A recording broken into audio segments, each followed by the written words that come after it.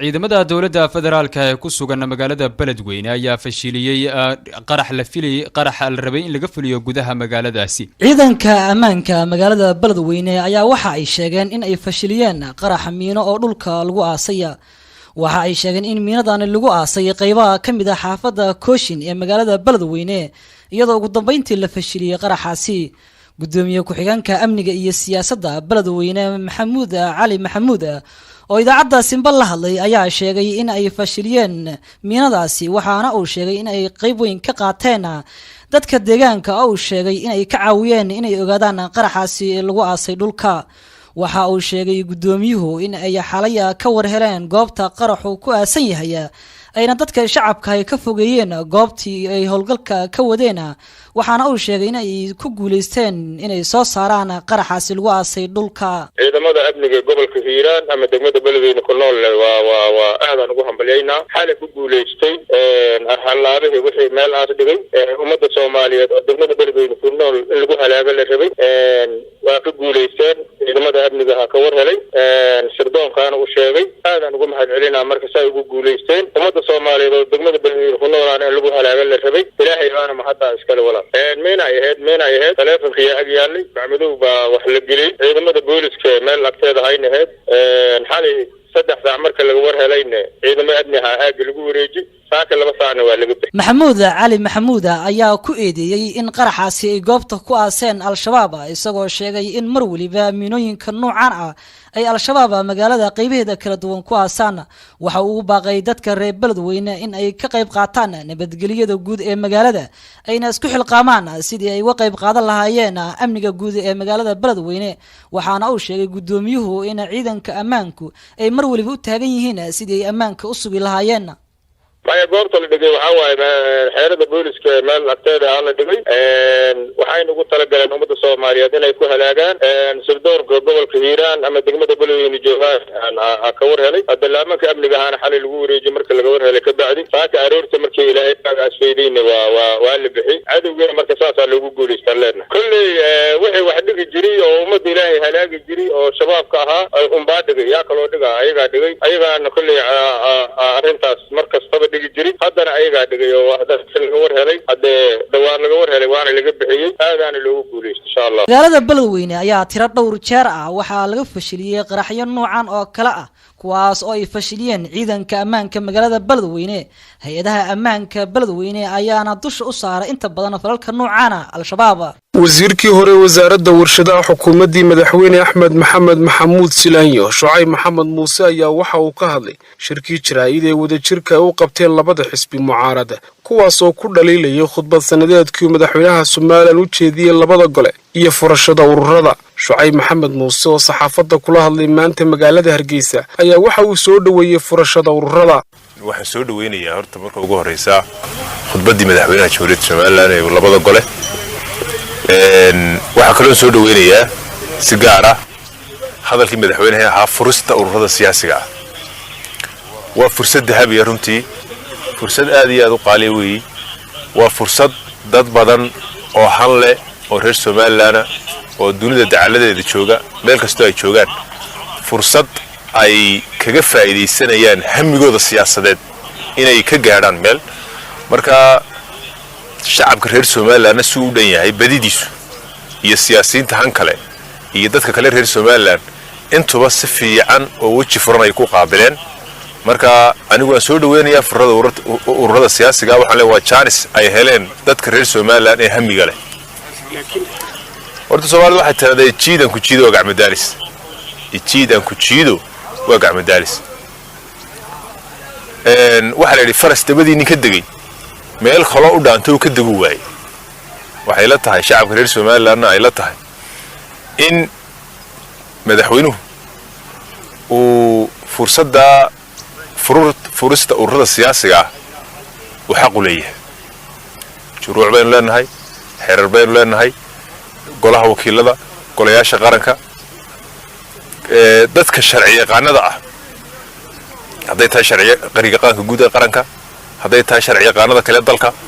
intuba way cadeeyeen in madaxweynuhu xaq dastuuri u leeyahay inuu u gudbin karo golayaasha qaranka. hore waxa weeye haddii uu u arkay madaxweynuhu inay xal tahay arrintaas oo saddexdii xisbi ay xal keeni kari waayeen 2 sano murankoodu taagan yahay ummaddu xal bay u baahanta jahwareer ma baahna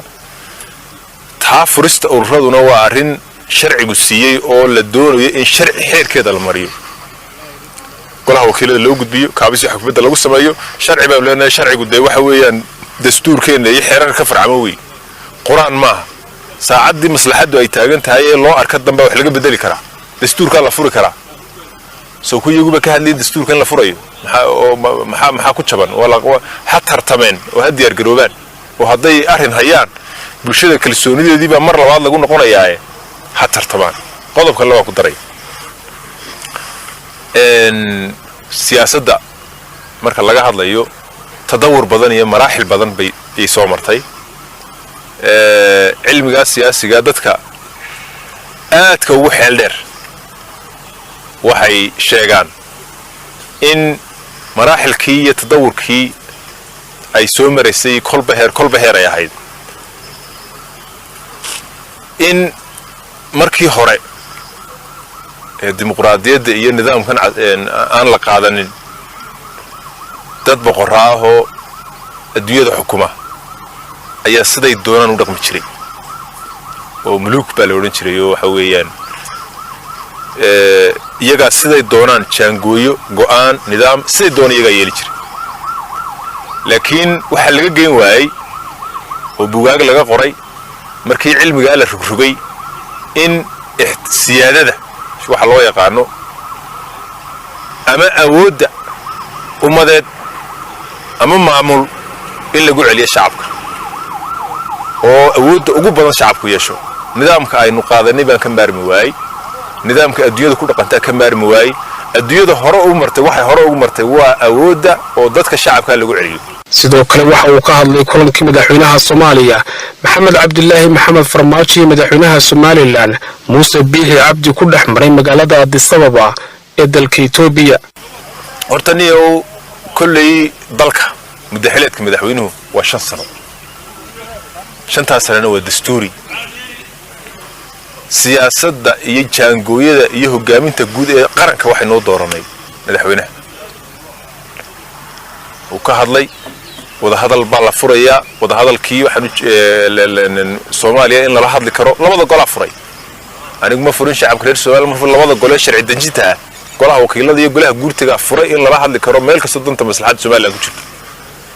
marka de waa kulan iska caadi ah kulan mushkilad aanu arka maaha madaxweynaha aynu dooranay wixii maslaxadda ummaddan ku jirtay isagana 5 sano daba fadhina dhinaca kale Shucayb Maxamed Muuse ayaa waxa uu laamaha ammaanka ugu baaqay inay waajibaadkooda ka gutaan isla markaasina hubiyaan wararka ay xisbiyada mucaaradku madaxweynaha ku sheegayaan taasi waa arrin gafa arrintaasi marka la leeyihiin horta mid baan ku sheegay waa maxay sababtahay labadan gudoomiye ay 24 saac iyagoo iska rab taagan ay TV-da uga hadlayaan مسودي زوجته وحوي حسبه وحوليه مدح كله لبضح حسبي بقى نكستو يدور نقول دونان مالندو لكن لبضح حسبي مدح كله ليه عبد القادر جدوي شوقي مالنت دوي حرسي بقى شوقي الله مثل علامة حقيقيها جود بقى شوقي أفي مع إنه واحد كهذا يا حسبيه ده واحد ليهين كديو يو مسؤولين كله أنا ما فهمين سببتها لو أنه الماديرون مالهم والبنت تيفي ويشتاقان أي واحد دوران واحد ليه في شيء هل كان وحبا كتيرا لو أنه يوي الماديرة إن مالهم والبنت تيفي سو يشتاقان وحلو وحي أفكو دكو صور دعاي كو هدلان ومدو سيوار محلو قادنية مدو وحكا لو قادنسا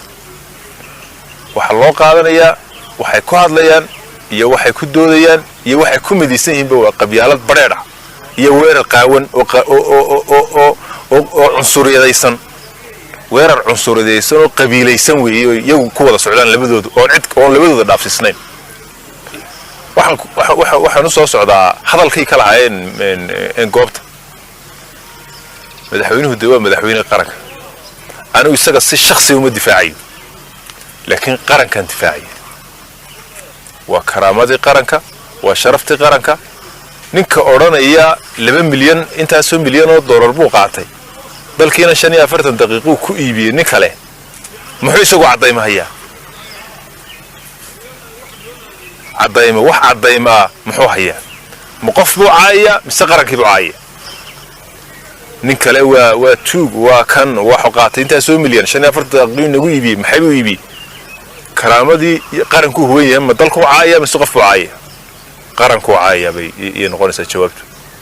markay sidaa tahay waxa shaqadoodii gabay oo aan shaqaynayn hay'adihii u qaabilsanaa arrimaha noocan oo kale markay yimaadaan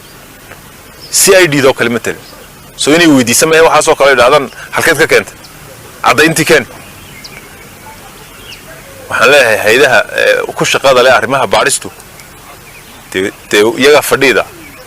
waxaan oo kale in talaabo laga qaaday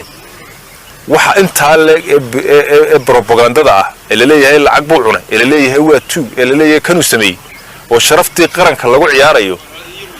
CID-du waa inay u yeedhaa oo tiraahdaa maxaad ku cadaynaysaa waa in baaris la galaa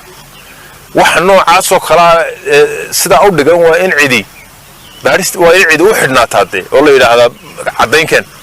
sharci baan leenahay nidaam baan leenahay dal cid nin waliba sidoo doono u hadlayo deemaha sharci baan dhiganay nidaam baan ku heshiinay qofku waxa uu ku hadlayo waa inuu cadaynteeda hayo maxamed aadan ismaaciil maxamed shiglan TV-ga caalamiga bulsho Hargeysa